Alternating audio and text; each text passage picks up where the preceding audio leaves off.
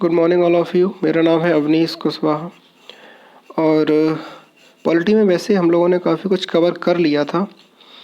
कुछ छोटे छोटे टॉपिक्स हैं जो काफ़ी इम्पोर्टेंट हैं एग्ज़ाम पॉइंट ऑफ व्यू से। तो इस पेंडेमिक सिचुएशन में हम लोग इन छोटे छोटे टॉपिक्स को वीडियो लेक्चर के थ्रू कवर करेंगे। तो संवैधानिक निकाय और गैर संवैधानिक निकाय काफ़ी इम्पोर्टेंट हैं एग्ज़ाम पॉइंट ऑफ व्यू से। तो संवैधानिक निकाय और गैर संवैधानिक निकाय डिस्कस करते हैं, होते क्या है ये।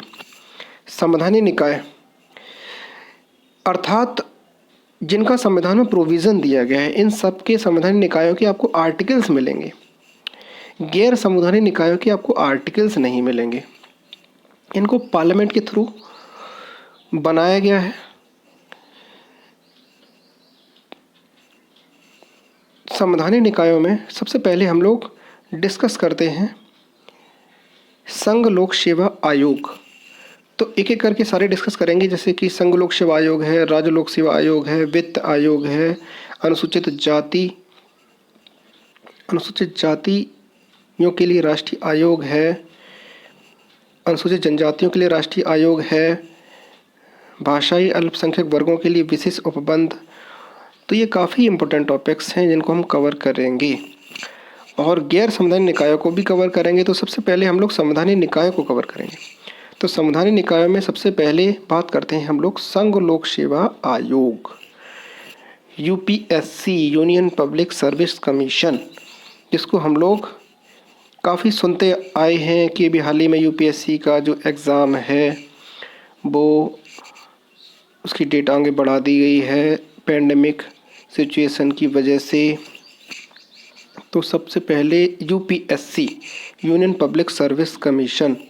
तो यूपीएससी एक स्वतंत्र संवैधानिक निकाय या एक संस्था है, स्वतंत्र संवैधानिक निकाय है ये, क्योंकि इसका गठन संवैधानिक प्रावधानों के माध्यम से हुआ है। जो जैसा कि मैंने बताया कि संवैधानिक प्रावधानों के अकॉर्डिंग ही जितने भी जो संवैधानिक निकाय हैं इनकी स्थापना की गई है। इनके आर्टिकल्स आपको मिलेंगे संविधान में और ये भाग 14 में आता है। विस्तार की बात करते हैं तो अनुच्छेद 315 से 323 तक इसका विस्तार दिया गया है। बात करते हैं हम लोग संरचना की, तो इसमें एक तो अध्यक्ष होता है, बाकी के अन्य मेंबर्स। नियुक्ति की बात करें तो इनकी नियुक्ति कौन करता है, तो इनकी नियुक्ति करता है राष्ट्रपति, भारत का राष्ट्रपति, प्रेसिडेंट ऑफ इंडिया। आयोग में अध्यक्ष सहित सदस्यों की संख्या का निर्धारण राष्ट्रपति करता है। तो इसमें अध्यक्ष और जो अन्य मेंबर्स होंगे इनकी संख्या का निर्धारण कौन करता है, राष्ट्रपति करता है। तो हो सकता है आपको ऑप्शन में मिले पार्लियामेंट, तो वो गलत हो जाएगा। तो याद रखना कि आयोग में जो अध्यक्ष हैं और जो अन्य मेंबर्स हैं उनकी नियुक्ति राष्ट्रपति ही करता है। ओके, साधारणतः अगर बात करें तो आयोग में अध्यक्ष सहित 9 से 11 सदस्य होते हैं, 9 से 11 मेंबर्स होते हैं। अब योग्यता की बात करते हैं तो आयोग के जो अध्यक्ष हैं और अन्य मेंबर्स हैं, नीचे देखिए यहाँ पे लिखा हुआ है, आयोग के अध्यक्ष और सदस्यों के लिए किसी योग्यता का उल्लेख नहीं किया गया है। हालांकि ये आवश्यक है कि आयोग के जो आधे सदस्य होंगे वो भारत सरकार या राज्य सरकार के अधीन कम से कम 10 वर्ष तक उनको कार्य करने का अनुभव होना चाहिए। देखो यहाँ पे लिखा हुआ है, काफ़ी इम्पोर्टेंट है। तो कम से कम भारत सरकार या राज्य सरकार के अधीन कम से कम 10 वर्ष तक काम करने का अनुभव होना चाहिए, ये कंडीशन रखी गई है। बाकी इसमें कोई योग्यता का उल्लेख नहीं किया गया है किसी भी प्रकार की। संविधान ने राष्ट्रपति को अध्यक्ष तथा सदस्यों की सेवा शर्तें निर्धारित करने का अधिकार दिया है कि संविधान में राष्ट्रपति को ही छूट दी गई है कि आप ही इनकी सेवा शर्तों का निर्धारण करिए। कार्यकाल की बात करते हैं तो कार्यकाल पद ग्रहण की तिथि से 6 वर्ष या 65 वर्ष, या तो 6 वर्ष कंप्लीट हो जाए या उसकी एज 65 ईयर्स हो जाए। ओके, अब बात करते हैं हम लोग पद मुक्ति की। तो पद मुक्ति में पद मुक्त कैसे होगा, या तो मृत्यु हो जाए तो मुक्त हो ही जाएगा सारे कामों से। दूसरा है इस्तीफा। इस्तीफा किसको देगा, राष्ट्रपति को इस्तीफा देगा। जो भी अध्यक्ष होगा वो राष्ट्रपति को इस्तीफा देगा। संविधान में वर्णित प्रक्रिया के माध्यम से अनुच्छेद 317 में इसकी प्रक्रिया दी गई है कि किस प्रकार से इसके अध्यक्ष को या मेंबर्स को उनको हटाया जा सकता है। तो किस आधार पर हटा सकते हैं? केवल कदाचार के आधार पर ही राष्ट्रपति के आदेश के द्वारा ही उसको हटाया जा सकता है। अब इतनी आसान प्रक्रिया भी नहीं है कि किसी को भी हटा दो ऐसे। तो जब कदाचार से संबंधित कोई मामला आता है तो सबसे पहले वो जाएगा सर्वोच्च न्यायालय में। कहाँ पे जाएगा? सर्वोच्च न्यायालय के पास जाएगा और सर्वोच्च न्यायालय अनुच्छेद 145 के प्रावधानों के अकॉर्डिंग ही जांच करता है, जांच करवाता है और जांच में उसे लगता है कि हाँ ये जो भी रिपोर्ट बनेगी तो वो उस रिपोर्ट को जो है राष्ट्रपति को सौंपता है और राष्ट्रपति उसी रिपोर्ट के अकॉर्डिंग ही डिसीजन लेता है कि उसके अध्यक्ष को या किसी सदस्य को हटाना है या नहीं हटाना है। उसी रिपोर्ट के आधार पे अगर रिपोर्ट में पाया जाता है कि एक्चुअल में वास्तव में कदाचार उसने किया है, मिसबिहेवियर किया है, तो उसको हटाया जा सकता है।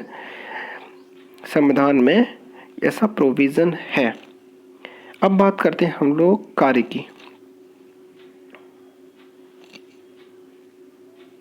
कार्य की बात करते हैं तो हम लोगों को पता है कि यूपीएससी का कार्य क्या है कि अखिल भारतीय सेवाएं जो आईएएस है, 3 अखिल भारतीय सेवाएं होती हैं, सबके एग्ज़ाम कंडक्ट कराना यूपीएससी का कार्य होता है। या देखिए यहाँ लिखा हुआ है, यह अखिल भारतीय सेवाएं केंद्रीय सेवाएं व केंद्र प्रशासित क्षेत्रों की लोक सेवाओं में नियुक्ति के लिए परीक्षाओं का आयोजन करता है। यदि 2 या अधिक राज्य संघ लोक सेवा आयोग से अनुरोध करें, 2 या 2 से अधिक राज्य अगर संघ लोक सेवा आयोग से अनुरोध करते हैं कि किसी विशेष सेवा के लिए संयुक्त भर्ती की योजना बनाने, उसको लागू करने के लिए राज्यों को अगर हेल्प चाहिए, तो यूपीएससी ऐसा करता है, इसका कर्तव्य है, यूपीएससी ऐसा करता भी है। नेक्स्ट बात करते हैं, अन्य कुछ फैक्ट हैं, काफ़ी इम्पोर्टेंट हैं। इतना पढ़ लीजिए, इतना में आपका कवर हो जाएगा ये पूरा टॉपिक, इससे बाहर नहीं पढ़ना कुछ भी बिल्कुल। संघ लोक सेवा आयोग के अध्यक्ष, यहाँ देखिए, संघ लोक सेवा आयोग के अध्यक्ष या सदस्य को वेतन भत्ते व पेंशन सहित सभी खर्च भारत की संचित निधि से प्राप्त होते हैं। तो याद रखिएगा कि इसके वेतन भत्ते, जो भी पेंशन है, उसके जितने भी खर्चे हैं वो सारे के सारे जो हैं भारत की संचित निधि पर भारत होते हैं, कंसोलिडेटेड फंड ऑफ इंडिया से। इन पर संसद में मतदान नहीं होता, ये भी काफ़ी इंपॉर्टेंट पॉइंट याद रखना। कभी कभी इससे क्वेश्चन आ जाता है, छोटा सा पॉइंट दे देगा वो कि क्या इन पर मतदान होता है, तो ये पॉइंट गलत हो जाएगा। संसद में उसकी सैलरी पर, उसके वेतन भत्तों पर किसी प्रकार का कोई वोटिंग नहीं होती है, मतदान नहीं होता है। संघ लोक सेवा आयोग का अध्यक्ष व अन्य सदस्य पुनः नियुक्ति के पात्र नहीं होते। काफ़ी इंपॉर्टेंट बात लिखी हुई है यहाँ पर, इससे कई बार क्वेश्चन बने हुए हैं कि अन्य जो भी अध्यक्ष होगा या अन्य मेंबर्स होंगे पुनः नियुक्ति के पात्र, दोबारा इनको रीअपॉइंट नहीं कर सकते। हालांकि अन्य सदस्यों में से किसी को भी संघ राज्य के अधीन लोक सेवा आयोग में अध्यक्ष बनने के योग्य होता है। देखो, अध्यक्ष तो दोबारा रीअपॉइंट नहीं हो सकता, लेकिन जो अन्य मेंबर्स होते हैं वो यूपीएससी में या राज्य लोक सेवा आयोग में अध्यक्ष पद पर बन सकते हैं। तो इसकी छूट देता है ये संविधान।